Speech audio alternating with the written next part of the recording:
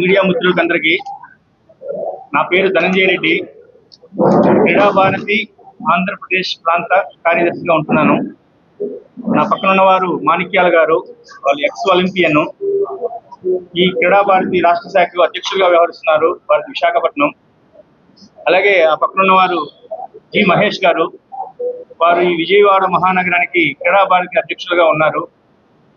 అలాగే నాకు ఈ ఎడం పక్కన ఉన్నవారు తిరుపతికి క్రీడా భారతి జిల్లా అధ్యక్షులుగా వ్యవహరిస్తున్నారు. ఆ పక్కన వారు సురేందర్ రెడ్డి, రాష్ట్ర ఉప కార్యదర్శిగా ఉన్నారు. ఆ పక్కన ఉన్నారు వేణుగారు, గుంటూరు జిల్లా కార్యదర్శిగా ఉంటున్నారు.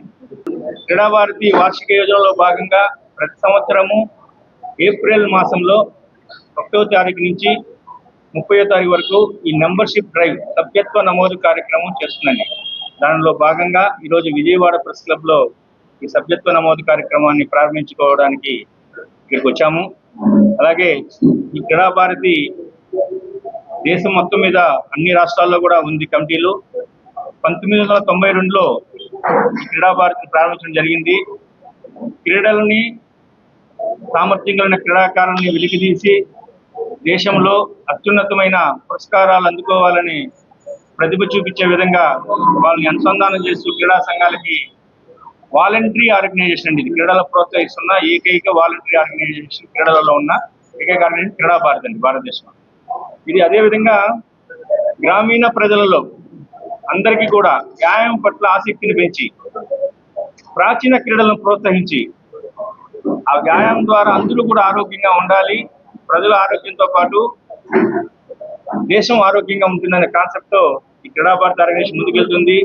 దీంట్లో ప్రతి సంవత్సరం కూడా వార్షిక యోజన 5 కార్యక్రమాలు ఖచ్చితంగా చేస్తుంది. అవి కాకుండా ఈ అంతర్జాతీయ యోగా దివస్ నాడు, జాతీయ క్రీడా దినోత్సవం నాడు, విజయమాత సమ్మాన్ ప్రదానం చేసే రోజు, ఇవన్నీ కూడా క్రీడలను కూడా ప్రోత్సహిస్తూ ప్రాచీన క్రీడలు కబడ్డీ, ఖోఖో, అదేవిధంగా కొన్ని వెనుకబడిన వర్గాల నుంచి అంటే మత్స్యకారులు కావచ్చు, గిరిజన వాళ్ళు కావచ్చు, వాళ్ళ నుంచి ప్రతిభ క్రీడాకారులను సేకరించి అకాడమీలకి అనుసంధానం చేసి వాళ్ళని జాతీయ స్థాయిలో ప్రతిభ కనపరిచేటట్టుగా పనిచేస్తూ ఉంటుందండి. ఇప్పుడు మా అధ్యక్షులు మాట్లాడతారండి. Manikyalu, MB Manikyalu 84 Olympic participants Commonwealth government Kreeda Bharati Andhra Pradesh president. ఈ క్రీడా భారతిని ఆంధ్రప్రదేశ్ లో డెవలప్ చేయాలనే ఉద్దేశంతో ఎక్కువగా మన కమిటీలన్నీ కూడా మళ్ళీ పునఃప్రారంభించారు. ఈ కమిటీలన్నింటిలో లాస్ట్ 1 year నుండి కూడా ఈ కమిటీ యాక్ట్ చేస్తుంది. ఈ మొత్తం 19 జిల్లాల్లో మొత్తం ఇప్పటి వరకు కూడా అన్ని డిస్ట్రిక్ట్ 20 జిల్లాలకి కంప్లీట్ అయింది. ఇంకొక 5 జిల్లాలో అసోసియేషన్స్ పెట్టాలి. ఇప్పటి వరకు జరుగుతుంది. 30 జిల్లాలన్నీ కూడా 20 జిల్లాల్లో కూడా చాలా యాక్టివ్ గా జరుగుతుంది. మాకైతే క్రీడా భారతి రాయలసీమలో చాలా స్పీడ్ గా కార్యక్రమం అంతా రన్ అవుతుంది. అక్కడ రాయలసీమ రీజన్ అంతా ఇటు గుంటూరు నుండి శ్రీకాకుళం వరకు కూడా ఈ కార్యక్రమం వ్యతిరేకంగా చేయాలని ఐడియాతో మేము దృష్టి పెడుతున్నాం.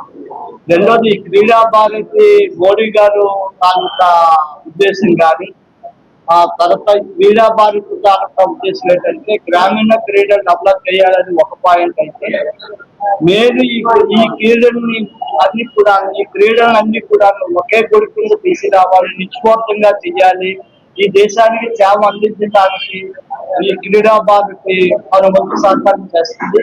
నార్త్ ఇండియాలోనూ చాలా స్పీడ్ గా వర్కౌట్ అవుతుంది క్రీడా భారతి అంతా కూడా.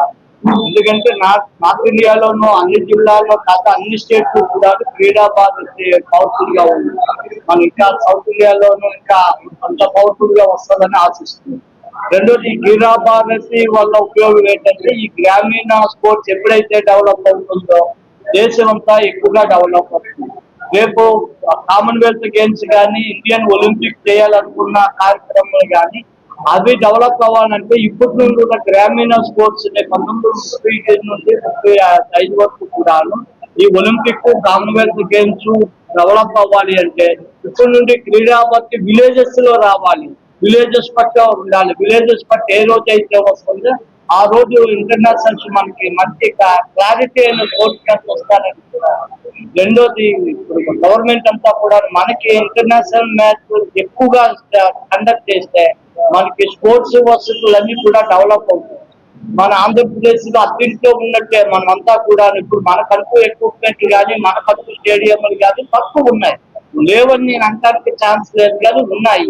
ఇప్పుడు రేపు ఫ్యూచర్లోనూ మన ఆంధ్రప్రదేశ్ లోను కూడా ఎక్కువగా క్రీడలు స్టేడియంలు అన్ని డెవలప్ అవ్వాలంటే త్రూ ఆంధ్రప్రదేశ్ లో మొత్తం అంతా కూడా క్రీడా భారతి ద్వారా మేము చేయవలసిన వర్కౌట్ అంతా కూడా చేస్తాము. కొత్త సెంట్రల్ గవర్నమెంట్ అంతా కూడా వాటితో మాట్లాడి స్టేడియంలు అన్నింటి మీద కూడా దృష్టి పెడతాము. ఈ స్టేడియంలన్నీ డెవలప్ ఎప్పుడైతే అయిందో ఆటోమేటిక్ గా స్పోర్ట్స్ మెన్స్ ఇంటర్నేషనల్ మెడలిస్టులు అందరూ తయారవుతారు. ఈ అవకాశం కమిటీ వారికి నమస్కారం. చిరుకూరి వెంకటేశ్వర ప్రసాద్. నేను తిరుపతి జిల్లా క్రీడా భారతి అధ్యక్షుడు, స్టేట్ ఎస్ఎల్సిసి ఎఫ్సికి మెంబర్ గా కూడా వ్యవహరిస్తున్నాను. మోడీ గారు ప్రవేశపెట్టే ఖేలో ఇండియా కార్యక్రమం ప్రతి ఒక్కరూ రిలీజ్ చేసుకునే విధంగా ఆ మనతో పెట్టుకుని మెంబర్షిప్ డ్రైవ్ అండి. మేము 10,000 మంది మెంబర్స్ జాయిన్ చేయాలనే ఉద్దేశంతో స్టార్ట్ చేస్తున్నాం ఈ సంవత్సరం. ఎంతవరకు అవుతుందో చూద్దామండి. ఎండ్ ఆఫ్ ఏప్రిల్ తెలుస్తుంది. సో గ్రామీణ స్థాయికి క్రీడలు తీసుకెళ్లి వివిధ రంగాల్లో మంచి క్రీడాకారులను డెవలప్ చేయాలనేదే క్రీడా భారత ఉద్దేశం అండి. దానివల్ల మనకి ఏమవుతుందంటే 2030లో ఇండియా బిడ్ చేసి ఉందండి కామన్వెల్త్ గేమ్స్ కి. 2036 ఒలింపిక్స్ బిడ్ చేసి ఉందండి. మోస్ట్ లైక్లీ మనమే కండక్ట్ చేస్తాం. ఆ టయానికి మన దగ్గర ఆంధ్రప్రదేశ్ లో కొత్త ఇన్ఫ్రాస్ట్రక్చర్ డెవలప్ అవ్వాలనే కోరికతో మా వంతు సహాయంగా ఈ స్వచ్ఛంద కార్యక్రమం సేవా సంస్థ ద్వారా పనిచేస్తున్నామండి. మాకు మీ అందరూ సహకారం కావాలని కోరుకుంటున్నాం. తర్వాత ఈ పైలట్ ప్రాజెక్ట్ కింద ఈ నేషనల్ స్పోర్ట్స్ డే ఆగస్ట్ 29న ఒంగోలులో రాష్ట్ర స్థాయి కబడ్డీ పోటీలు నిర్వహిస్తున్నాం. ఇప్పుడు ఆల్రెడీ ఫస్ట్ టైం తీసుకుంటాం ఆంధ్రాలో. థ్యాంక్స్ అండి. హృదయపూర్వక నమస్కారాలు. అదేవిధంగా ఇక్కడ ఉన్నటువంటి క్రీడా భారతి కుటుంబ సభ్యులందరికీ కూడా నమస్కారం. క్రీడా భారతి ఒక స్వచ్ఛంద సంస్థ. ఎక్కడ వెనకాల ఉన్నటువంటి నైపుణ్యం కలిగిన స్పోర్ట్స్ పర్సన్స్ ముందుకు తీసుకొచ్చి వాళ్ళని ఎంకరేజ్ చేసే విధంగా చేయాలన్నది దీని ప్రధాన ఉద్దేశం. అంతేకాకుండా ఈరోజు చాలా మంది చిన్నపిల్లల దగ్గర నుంచి ఎక్కడ బయటికి వెళ్ళి ఆడుకోవడానికి లేనటువంటి పరిస్థితి, అపార్ట్మెంట్ కల్చర్ వీటన్నిటి వల్ల. సో అందుకని క్రీడా భారతి ఈ సమ్మర్లో విజయవాడలో కూడా 3 కాన్స్టిట్యున్సీల్లో 3 క్యాంపులు పెట్టి పిల్లలందరికీ ఉచితంగా అక్కడ క్రీడల మీద ట్రైనింగ్ కానీ లేకపోతే వాళ్ళు ఆడుకోవడానికి కావాల్సిన ఎక్విప్మెంట్స్ కానీ ఏర్పాటు చేసే దిశగా ముందడుగేస్తున్నాం. అదేవిధంగా క్రీడా భారతి ద్వారా రానున్న రోజుల్లో ఇంకా ఎక్కువగా పిల్లల్ని స్పోర్ట్స్ లోకి ఎంటర్ చేసి ఎంకరేజ్ చేసే విధంగా మన సాంప్రదాయమైనటువంటి ఆటలను ఆడించే విధంగా చేయడమే దీని యొక్క ప్రధాన ఉద్దేశం. సో విజయవాడలో ఉన్న 64 డివిజన్లో కూడా దీని మీద మెంబర్షిప్ డ్రైవ్ చేసి పిల్లలందరినీ ఒక చోటకి తీసుకొచ్చి రానున్న రోజుల్లో విజయవాడలో కూడా మంచి ఉన్న క్రీడా ప్రాంగణాలను ఉపయోగించుకుంటూ ఇంకా మంచి ప్రదేశాలు వచ్చే విధంగా కూడా కృషి చేస్తామని తెలియజేస్తూ, ప్రతి ఒక్కరూ కూడా ఈ క్రీడా భారతిలో సభ్యత్వం అవ్వాలి. సభ్యులయ్యి ఇంకా ఎందుకంటే రానున్న జనరేషన్ లో పిల్లలు ఆడక వాళ్ళ హెల్త్ పాడవడం కానీ లేదా ఇలా చాలా చూస్తాం. సో అందుకని అందరూ ఈ క్రీడల్లో ఇన్వాల్వ్ అవ్వాలనేది ప్రధాన ఉద్దేశం. సో దానికోసం విజయవాడలో పెద్ద ఎత్తున కార్యక్రమాలు కూడా నిర్వహిస్తాం. దానికి రాష్ట్ర కమిటీ కూడా పూర్తి స్థాయిలో సహాయ సహకారాలు అందిస్తామని చెప్పి తెలియజేశారు. సో ఇక్కడ ఉన్నటువంటి అధికారులను కూడా కలిసి మేము చేసేటువంటి కార్యక్రమాలకి సహకరించమని కూడా త్వరలో ధన్యవాదాలు. నమస్కారములు. నేను గుంటూరు జిల్లా క్రీడా భారతి సెక్రటరీగా పనిచేస్తున్నాను. అక్కడ ప్రతి సంవత్సరం నేషనల్ స్పోర్ట్స్ సందర్భంగా అన్ని గేమ్స్ కండక్ట్ చేసి గ్రామీణ ప్రాంతాల్లో, మండల ప్రాంతాల్లో క్రీడని అభివృద్ధి చేస్తే అక్కడ పిల్లలు చాలా గట్టిగా పటిష్టంగా ఒక ఆట మీద ఏకాగ్రత చూపిస్తే తప్పకుండా విజయం సాధిస్తారు. అందుకని ఆ గ్రామీణ ప్రాంతాల్లో ఎక్కువ కాన్సన్ట్రేట్ చేయమని మన క్రీడా భారతి హైదరాబాద్ వాళ్ళు చెప్పారు. అలానే క్రీడా భారతి తరఫున గ్రామీణ ప్రాంతంలో ఎక్కువ అభివృద్ధి చేస్తున్నాం. అలాగే రాష్ట్ర ప్రభుత్వం ఈ మధ్య కాలంలో 2% స్పోర్ట్స్ కోటా ఉన్నది 3% చేశారు. దానికి క్రీడా భారతి తరఫున అభినందనలు తెలుపుతున్నాం రాష్ట్ర ప్రభుత్వానికి. అలాగే మన రాష్ట్ర ప్రభుత్వం 2 ప్రభుత్వాలు విడిపోకముందు 2014 నుంచి ఇప్పటికి 11 సంవత్సరాలు జరిగింది. ఇంతవరకు అంతర్జాతీయ టోర్నమెంట్స్ కానీ ఏదీ జరగలేదు. దానికి కూడా పూనుకోవాల్సిందిగా పూనుకుంటామని అంతర్జాతీయ ప్రమాణాలతో జరిగిన స్పోర్ట్స్ ని కండక్ట్ చేస్తామని క్రీడా భారతి తరఫున తెలియపరుస్తున్నాం.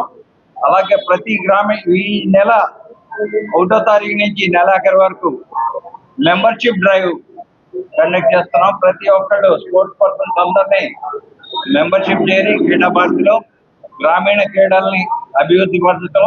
అలాగే రేపు జరగబోయే ఒంగోలులో స్టేట్ మీట్ జరగబోతుంది. దానికి గాను మా జిల్లా తరఫున కబడ్డీ పోటీలు నిర్వహించి అందులో గెలుపొందిన వారిని రాష్ట్ర పోటీలకు తీసుకెళ్తామని తెలియజేస్తున్నాం.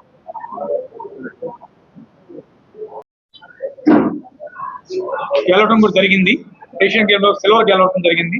అయితే ఇక్కడ ఇందాక మిత్రుడు లేరు.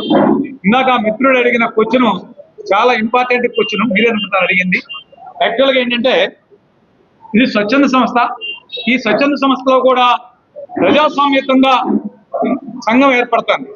ఇక్కడ ఏంటంటే సభ్యత్వం చేయించుకుంటూ ఒక మెజార్టీ యొక్క అభిప్రాయంతో కమిటీని నిర్ణయించుకుంటూ ఎప్పుడైనా సరే అవినీతి ఎక్కడ జరుగుతుందంటే డెమోక్రటిక్ గా సమాజం నిర్మాణం జరగనప్పుడే రాజకీయ పార్టీల్లో కూడా అవినీతి జరగడానికి కారణం ఎక్కడ ఉంది అంటే మెయిన్ కారణం అక్కడే జరుగుతుంది.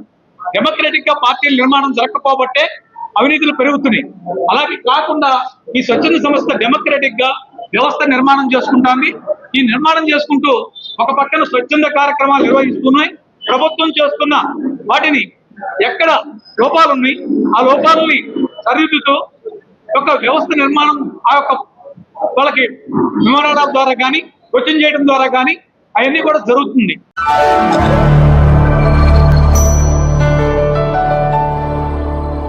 Thank you for watching the video and please subscribe Virat Media. For more updates, click on the bell icon.